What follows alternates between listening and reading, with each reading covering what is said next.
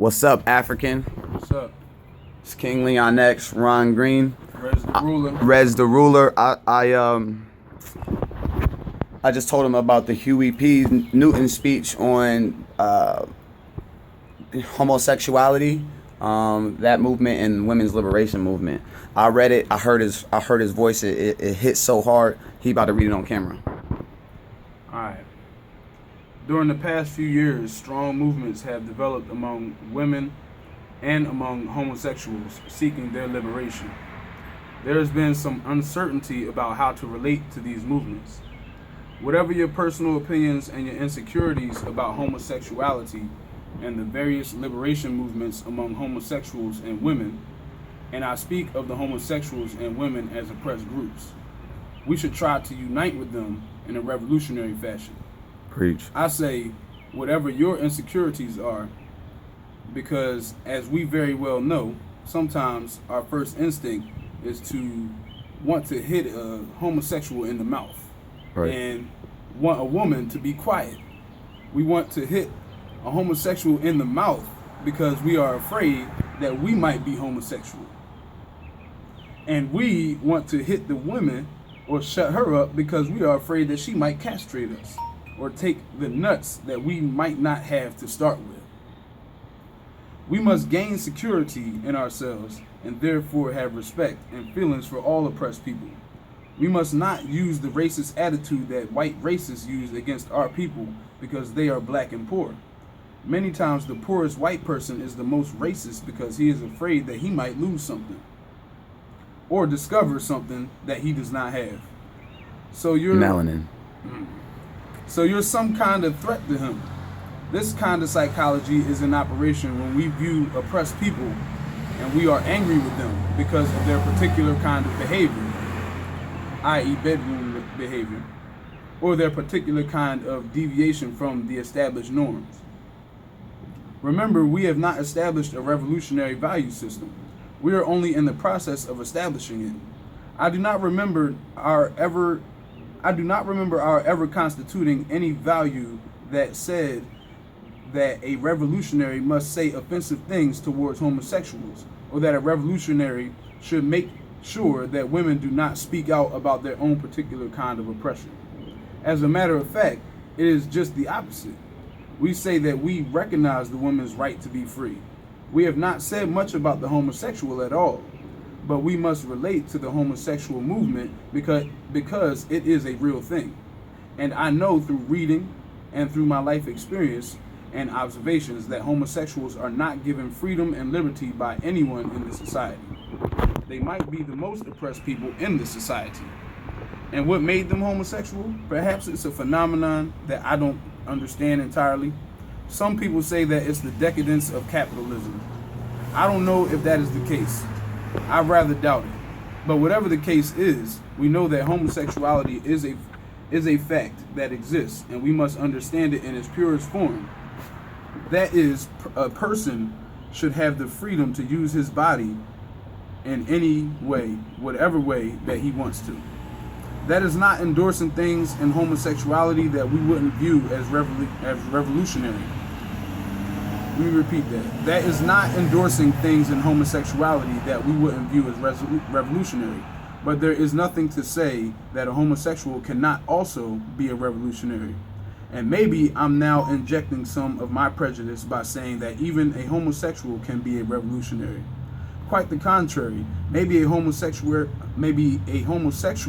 could be the most revolutionary. When we have revolutionary conferences, rallies, and demonstrations, there should be full participation of the gay liberation movement and the women's liberation movement. Some groups might be more revolutionary than others. We should not use the actions of a few to say that they are all reactionary or counter-revolutionary, because they are not. We should deal with the fabrications just as we deal with any other group or party that claims to be revolutionary. We should try to judge, somehow, whether they are operating in a sincere revolutionary fashion and from a really oppressed situation. And we will grant that if they are women, they probably are oppressed. If they do things that are unrevolutionary or counter-revolutionary, then criticize that action. If we feel that the group in spirit means to be revolutionary in practice, but they make mistakes in the interpretation of the revolutionary philosophy, or they do not understand the dialectics of the social forces in operation, we should criticize that and not criticize them because they are a woman trying to be free. And the same is true for homosexuals. We should never say a whole movement is dishonest when in fact they are trying to be honest.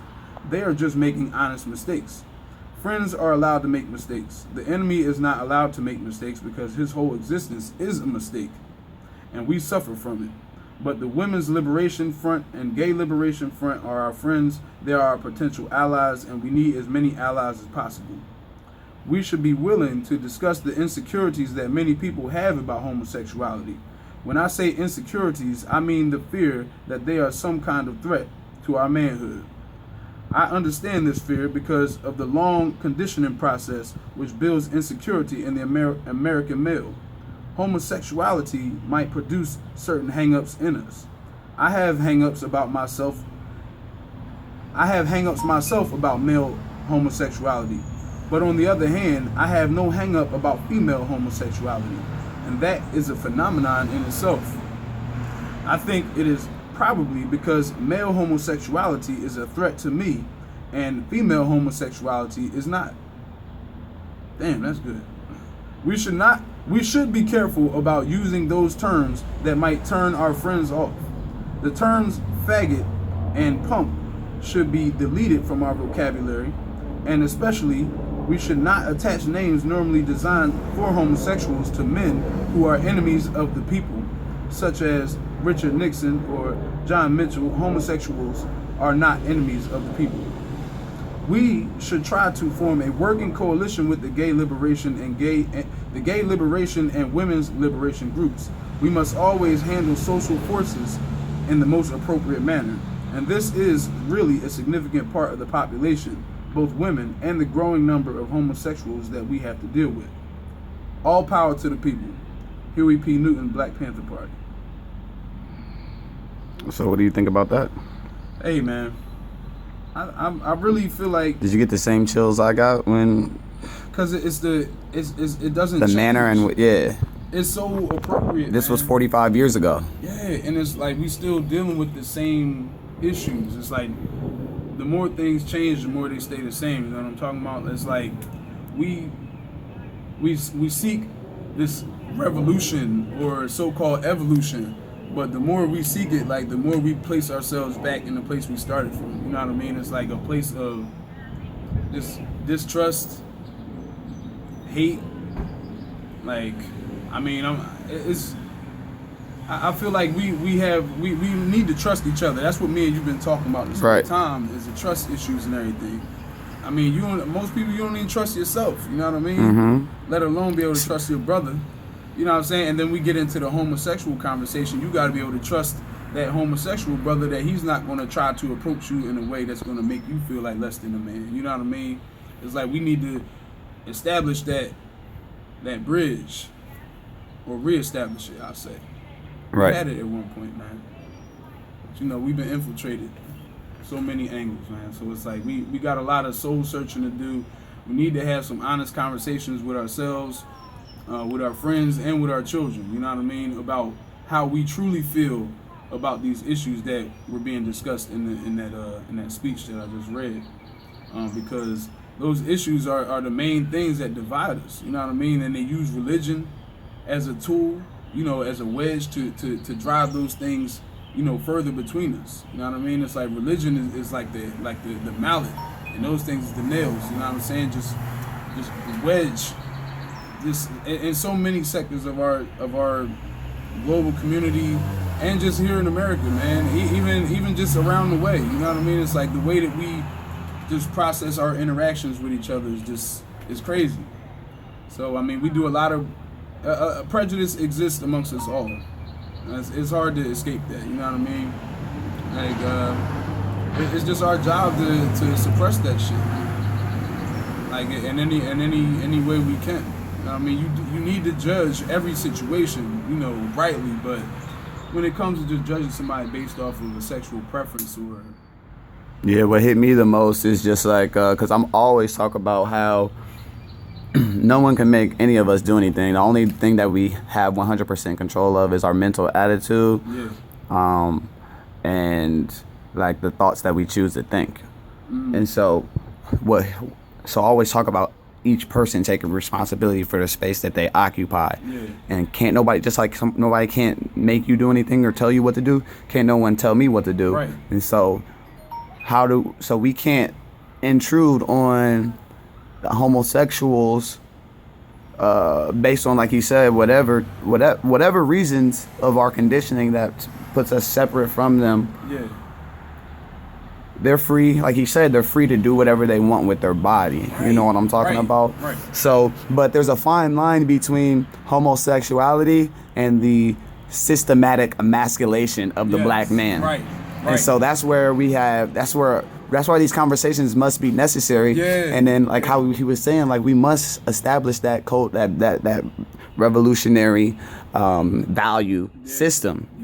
Yeah. Right. And so then when people who claim to be revolutionary are acting in contrast to the values that we already preset, then we can criticize that action. Right. Like he said. Right. So we gotta so you gotta like compartmentalize these things. Yeah. Like certain things you can't do anything about that. We can't touch that. Like I can't control what you do in the bedroom, sir. Like all I know is you better not have no kids in there. You know what I'm saying? And that's it. Like I mean, what else can we police? Right.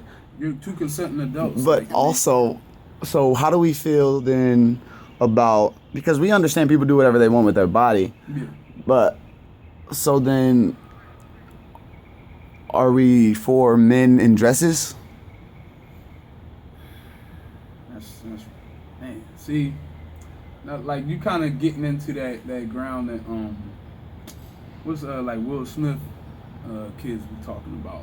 You know, that's why he's like kind of wearing the dresses and all that shit, because he's trying to say like, you know, society is putting these barriers on your mind as far as like even what a man is, period. You know what I'm saying? Let alone what a man or woman can wear or adorn themselves with. I mean, but these, I mean, that's what I'm saying. The dresses, like these are like our identifiers. I feel like, you know, societal like identifiers like for us. And you know, when we start to muddy the waters, like, you know, as far as what we wear, men in skirts and kilts and dresses and everything, you know what I mean? I don't know. I don't know how I feel about that yet. Because that's the same thing they say in the church with women wearing pants and stuff. You know what I mean? It's like, oh, women shouldn't wear pants because that's a man's thing. I mean, so it's like, how far does the policing go? That's the whole problem. Right. So then that was great feedback. So then that moves me towards just compassion. You know what I mean? Yeah. Because our level of understanding and awareness allows us to be in it and above it. And what I mean by that is to deal with the day-to-day situation of being a black in America with all these different conditionings that we have, all the stuff that we have to go through. Yeah. Be in it and present and be able to identify systematically what's going on is what allows us to be above it. How we're able to recall experiences or things and connect the dots and not be so attached to our conditioning. Because I look at it like, cause for real, men in dresses, yo, that shit freaks me out. I'm not even gonna lie. That shit freaks me out.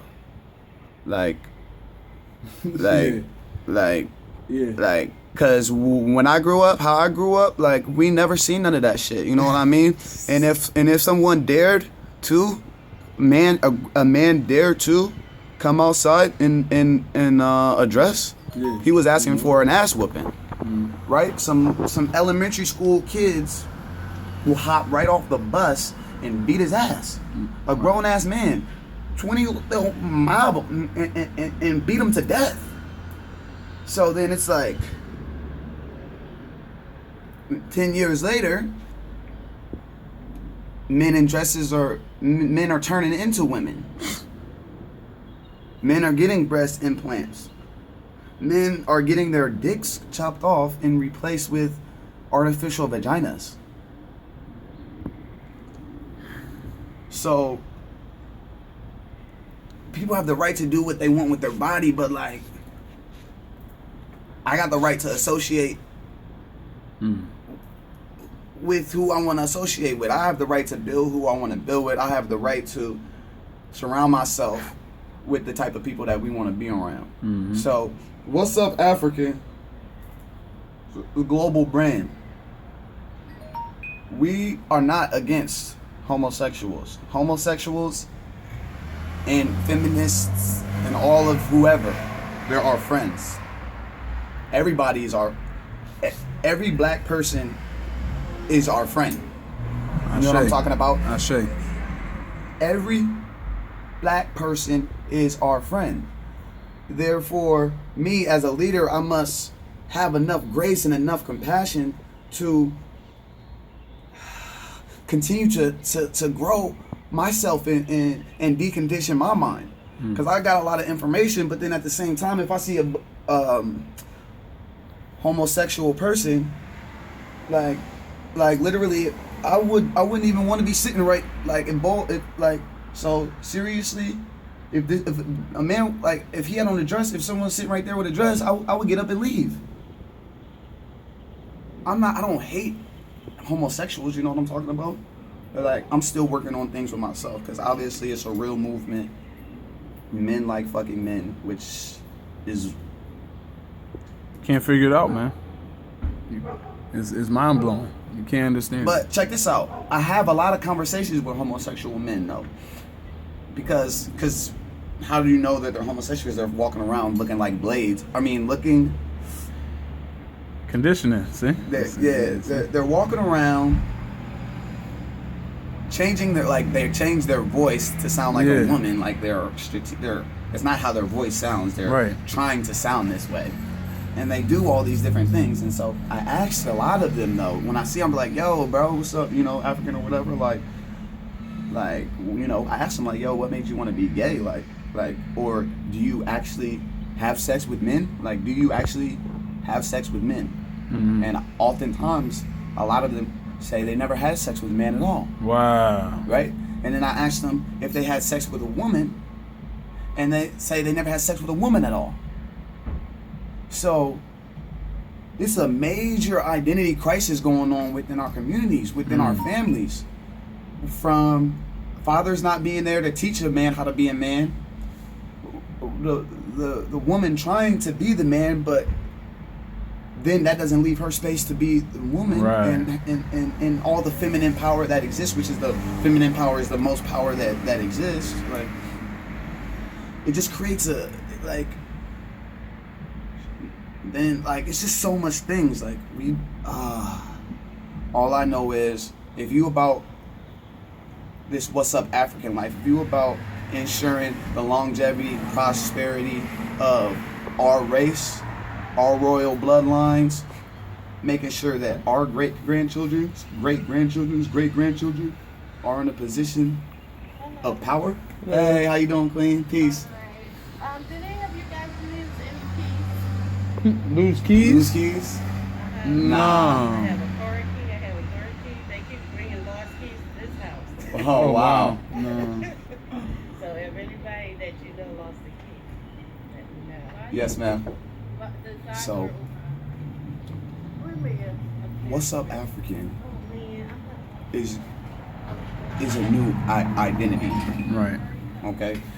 Because we're all suffering from post-traumatic slave syndrome or disorder, however you want to call it. And people are expressing themselves and their oppression. What up, bro? In different ways. How you doing? So, I'm all about this. Like, as long as your blackness is before your sexuality, True indeed. then we good. We good. Like, put your blackness over your sexuality. You know what I'm talking about? Imagine if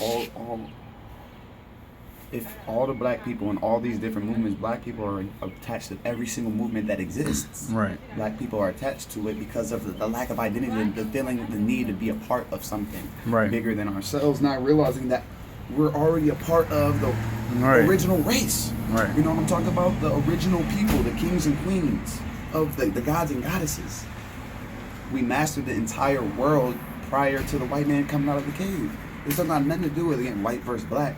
This got to do with black getting back to our righteousness, getting back to our divinity, getting back to what it says right here on his shirt.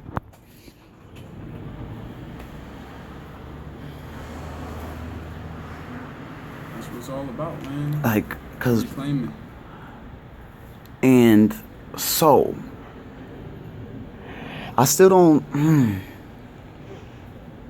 bro, this talking about homosexuals and like how they play a part in what we have going on as far as the There's plenty of strategies, tactics, and processes.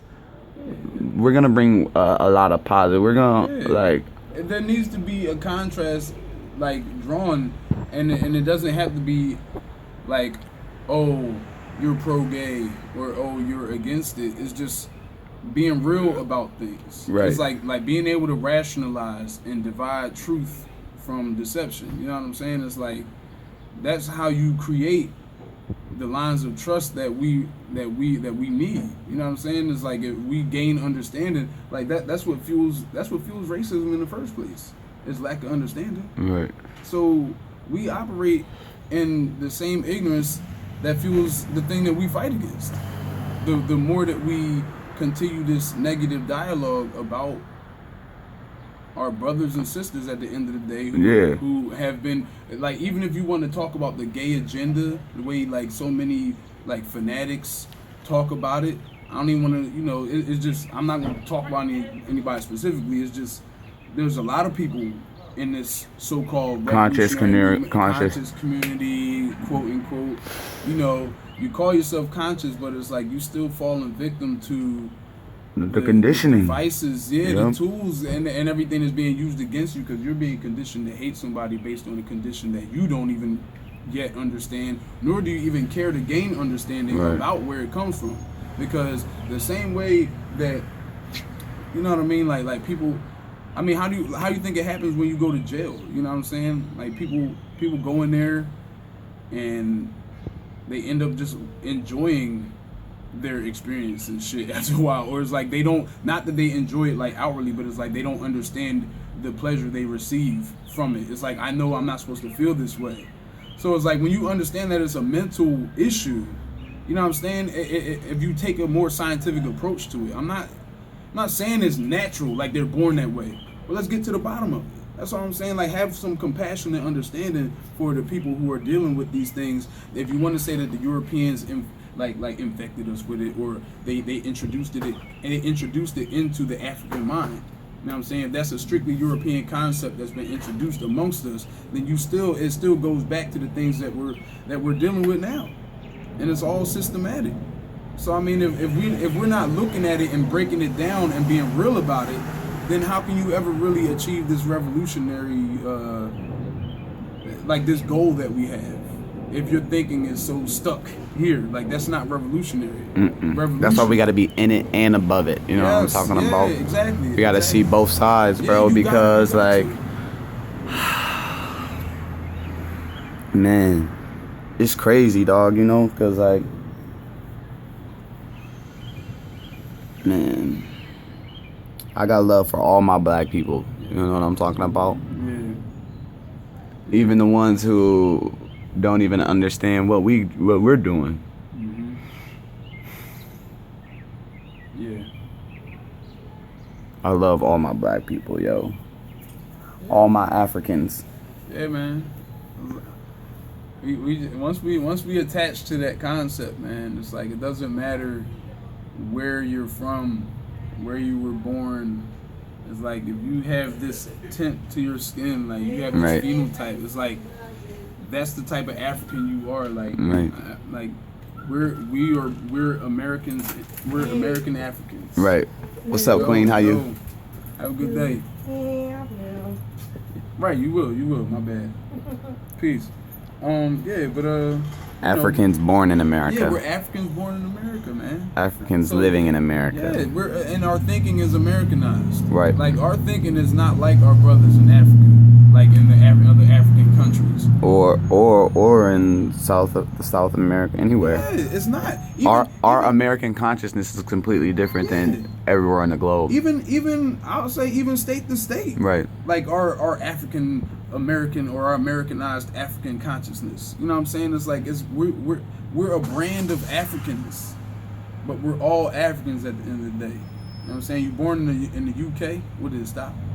It's still recording. Flash this.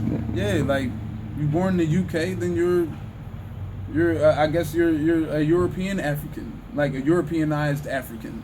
Like it's like all about your mindset, man. Like if you identify with that shit, then that's what you are. Like, you know what I'm saying? Like we're trying to reorient the minds of all Africans. It's like we gotta break down like all the barriers that's been put up, like these dark powers and principalities that we're fighting against. Like it's deeper than even the skin color of the oppressor. It's like it's a because yeah, man. I'm glad you said that, dog. Because like at this rate, like white people, not the enemy. You know what I'm talking about? Yeah. But white people aren't the allies either. You know what I'm talking about? They exist and we exist. I say. You know what I'm talking about? They have all their own shit. Yeah. In their existence. Right. Asians exist too. Asians have all their own shit. China. Well, I was gonna say China, but that's Asian. Everybody has their own shit except for us. Right. So it's not about anti anything. Right. It's about pro-African. It's about the only thing that we're missing is an African-centered consciousness. There we go. Because at the end of the day, whether someone's a woman, homosexual, a thug, whether they can read, whether they can write, whether they can freaking dance, it doesn't matter. None of those things matter when it comes to the quality of life that that needs to be enhanced. The quality of life that we should have should not be determined by our sexual preference or our level of like our level of whatever, like our awareness, level of acceptance, cultural acceptance, all these types of things. Just the fact that we exist, just the fact that we exist, means that our birthright is sound health, peace of mind, freedom from fear and worry, a labor of love, harmony in human relationships, capacity for faith, hope for achievement, material riches of our own choice and quantity, and most important, a positive mental attitude. We can't have a positive mental attitude we can't keep a positive mental attitude if there's an enemy within. So we're gonna end this video letting everybody know what's up, African. What's up? Is out here inspiring people to go to war with themselves. Go to war. If you won't go to war with the limiting beliefs and the conditioning that outside has placed on us. Right? Once there's no enemy within, the enemy outside can do us no harm. Once there's no enemy within, the enemy outside can do us no harm. Discover your divinity, black people. I think once we have the information that we're supposed to have and have the once we have our proper identity, our biggest problem is solved. Bottom line. That's Miles Monroe. He said, once we have our proper identity, our biggest problem is solved. Everywhere across the globe, white people are called white people are called the majority, and black people, who that's their native land, is called the minority. Right? There's 350 million white people on the planet. There's 4 billion black people. Right? 350 million, 4 billion. Right? There's 4 billion Africans who look like me and Ron Green and our moms and sisters. Right? But we all feel separate from each other. So as long as we feel separate from each other, we can't unite. We can't unite and have, because check this out. We were systematically placed in this conditioning, so we have to systematically recondition ourselves. We have to systematically ensure that after I'm gone, after Ron Green's gone, the message does not get tainted. You know what I'm talking about?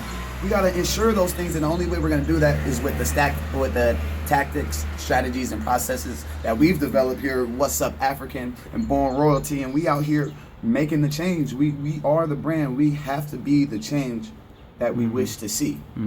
Right? We have to be the examples, and so that's why we got to document these critical conversations to inspire the masses. You know what I'm talking about, and inspire these conversations to be had all over the globe. Because once we start having conversations about things that really matter, right? Then we can move forward. But great minds or small minds discuss people, individuals. Small minds discuss individual people. Average minds discuss events. Great minds discuss ideas. Right? What is the media? What is television, the idiot box, push at you all day to talk about? Damn people. People. Every time I'm where my brothers and sisters are at, and I listen to the conversations that are in these groups, they're discussing people. Arguing over who's better, LeBron James, Kobe, or Michael Jordan. Passionate arguments, ready to fist fight each other. Talking about the Kardashians, people talking about Kerry Washington as if her name is really Olivia Pope. Right? I don't even watch TV, and I'm forced to know about all these things, right? Based on just observing and listening to the conversation. So the conversation that we bring to the table, What's Up African? When they see our shirts, they say, oh wow, that's strong. That's power, right? When they see the hella black, hella proud shirt, and they see us out here with the RBZ flag, that creates a conversation about what? About ideas. What's Up African, man? It's an idea. It's a whole concept. They don't hear us though. I'll let you. Any last words or feedback? I mean, you said it all, man. I don't even really want to step on what you said, man. It's really that simple. It's just all about reorientation of your mind. Like, yeah, getting back to your African mind. It just is what it is. I ain't talking about we going back and living in the bushes and all that stuff like that. How people normally think of when you think of Africa. It's not about going back and trying to live how they lived. It's just understanding the concepts that they operated on and applying them in a very modern and relevant way. Right. I'm not trying to get you to overhaul your entire wardrobe and dress like freaking Power Rangers or dress like Shaka Zulu, man. Like, that's why we doing it on t-shirts, man. I would love to be able to use t-shirts that have all materials that were used and manufactured by